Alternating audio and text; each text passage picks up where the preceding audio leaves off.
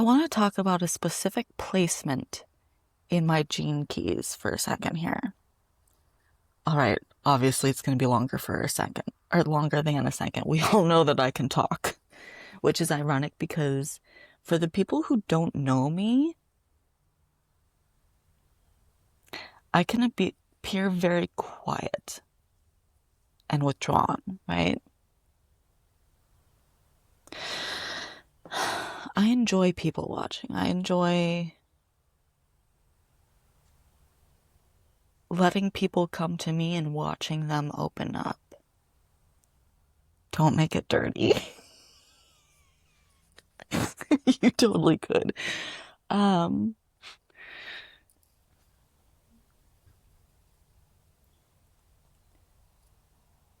I also think it's interesting because, like, human design wise, right? I'm a 4-6 profile. I'm 35 years old at the time of this recording. I am on the roof.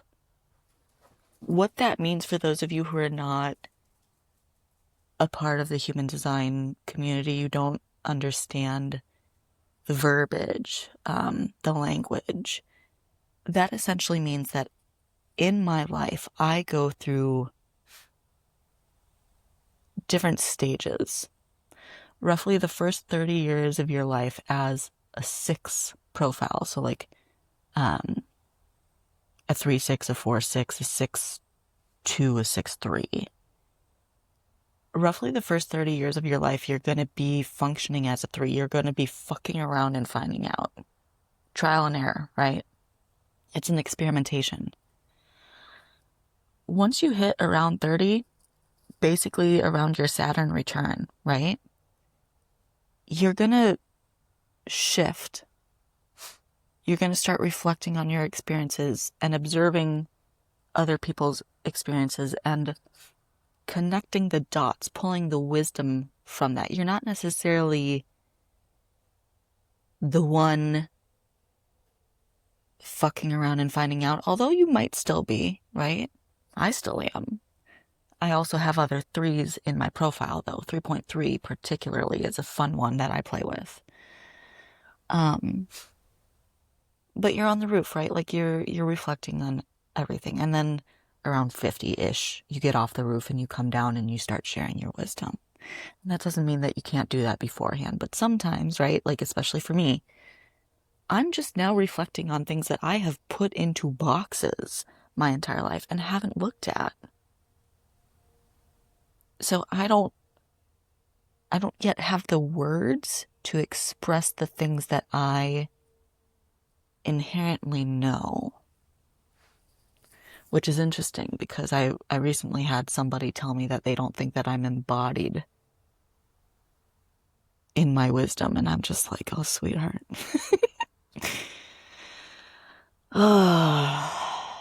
We're leaving that one there. Anyway, I wanted to come on here and speak specifically about one placement in my chart or hologram, depending on which system you're looking at and playing with. I play with both. And yes, you can read into that, right? I'm unlabeled. Okay? My sphere of evolution in the gene keys, which equates to your conscious personality earth placement in human design. Mine is 54.4, okay? It's a Capricorn gate. Very ambitious. It connects to the 32, which I think is interesting because I don't have 32, but I've attracted multiple people with 32 in their chart, so it's been really interesting for me to reflect on the patterns there, right? In the gene keys, 54, the shadow is greed. The gift and the city are ambition and ascension. I am very ambitious. Like, I have big plans. Like,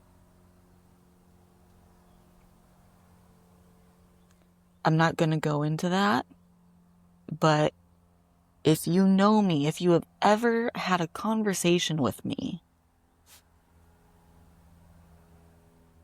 that paired with my son, my conscious son, being 53, the gift of which is expansion, like I take my ambitious mindset and I expand on it all the time.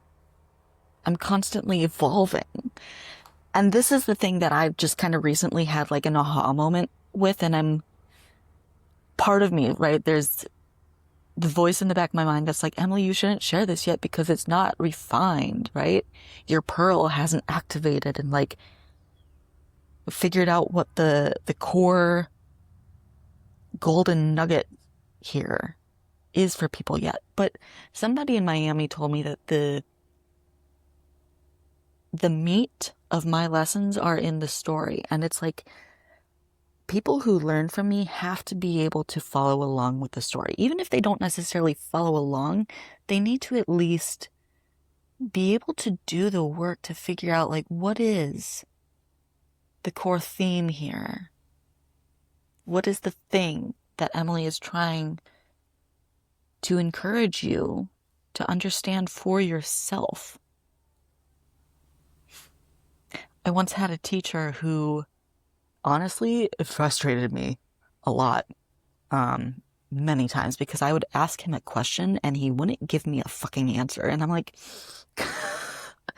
it's a simple yes, no.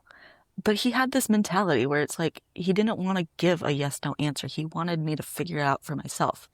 And I understand the value in that, but also sometimes a clear yes, no solves a lot of problems, right? You could tie that into consent. I'm just saying.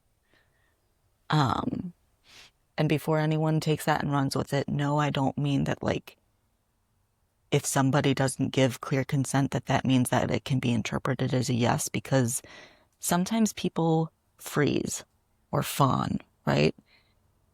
Their nervous system doesn't feel like it's safe to give a clear no, so they don't say anything, which is actually a no or a not right now, right? Like the ways that you can take the lessons that you learn from human design and apply it to consent and sexuality and things like that is fascinating. But anyway, I'm getting sidetracked, right? As per usual. The point though,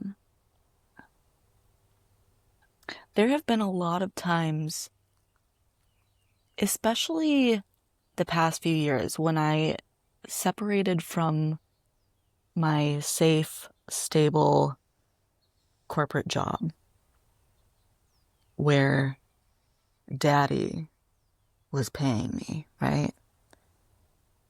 And I had to venture on and figure out my own way and build my own empire without actually knowing, one, how to do that, and two, who I even was. Because I'd been wearing masks for my entire life.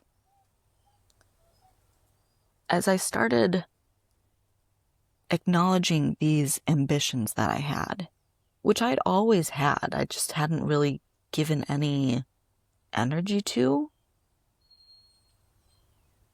a lot of times I felt like, Emily, are you being greedy for wanting that? If you share this dream, this ambition, this vision with people, are they going to think that you're greedy? Like, one of my ambitions is to be very, very wealthy. Financially and not financially. Like, I don't just mean like wealthy with money. I mean like spiritually, in relationships, like in freedom and just all of the things, but also absolutely financially, because money gives you access to resources. It opens doors. So I've been really worried about that.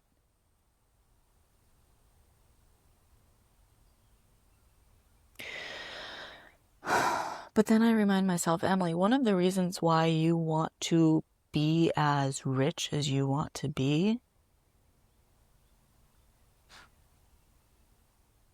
is to finance and invest in others and their big dreams, because I can't do everything on my own.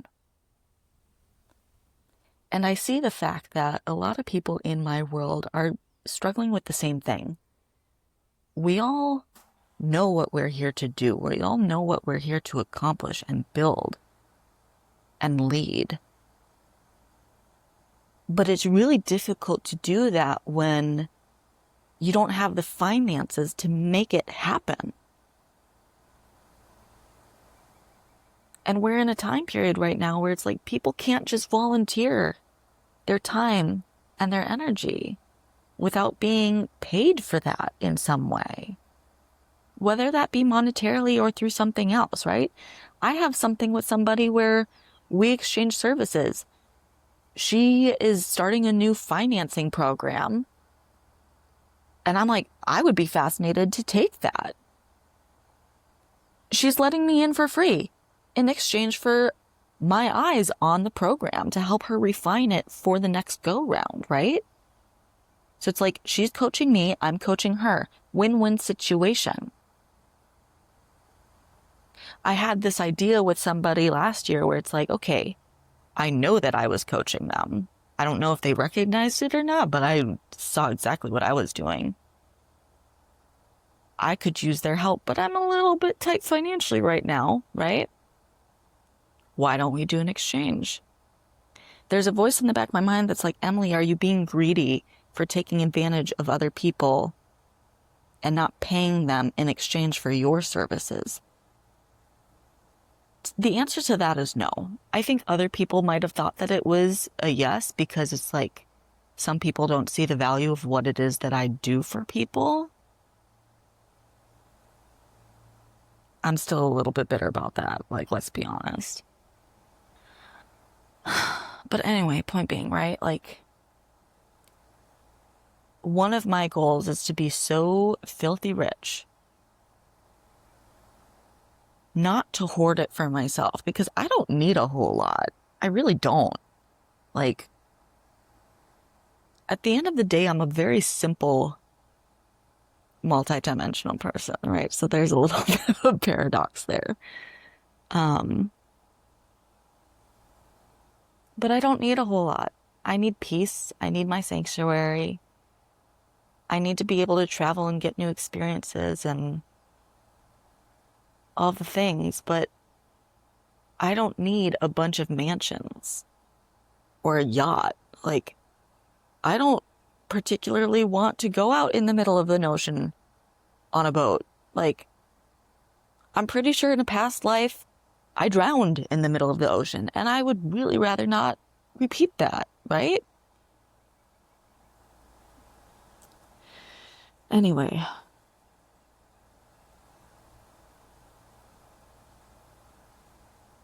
I want to be able to invest in other people, in other missions, in other movements, because I know that in doing so, that is actually going to help my own movement as well. There's another voice in the back of my mind that's like, Emily, are you a non-sacral projector with no motor connections? Because yes, there are some projectors who have motors, so they have a little bit of energy, even if it's not sacral, right? I have none. I only have my crown, ajna, throat, and G center defined. I have the most activated, or the most defined, undefined root center ever, though. So it's very easy for me to tap into a motor, but that requires connections, whether that be through other people or the transits. That's a fascinating thing. Anyway, back to the point, right? Long-winded. Ooh, we're at 14 minutes. Long-winded story to get to the point. Also, I just recently had this like aha moment, so this is very raw in terms of like not organized in any capacity. But the point of this was my sphere of evolution. When I have an ambition, right?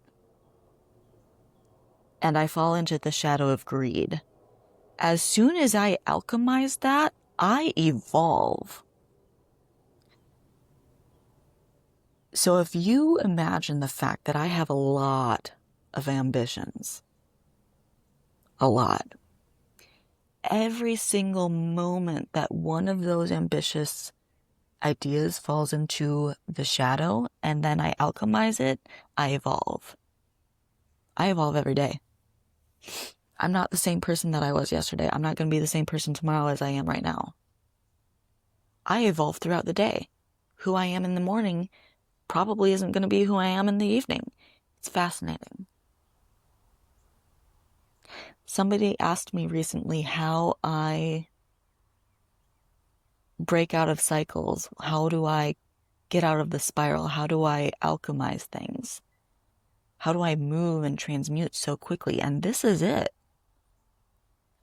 As soon as I find myself in the shadow of any of my gene keys, whether it has a specific sphere attached to it or not,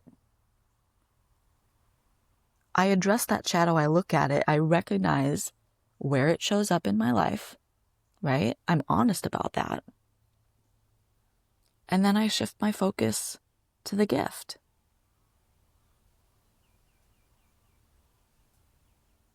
It's as simple as that.